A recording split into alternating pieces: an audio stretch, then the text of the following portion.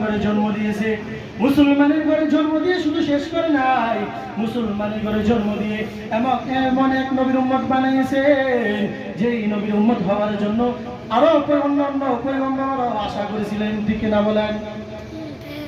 আখির নবীর উম্মত হওয়ার জন্য অন্যান্য পয়গম্বররা আল্লাহ তাআলার কাছে ফরিয়াদ করেছিলেন। আখির নবীর উম্মত হওয়া অত সহজ বিষয় নাই। আখির নবীর উম্মত হওয়া কি এত সহজ নাই?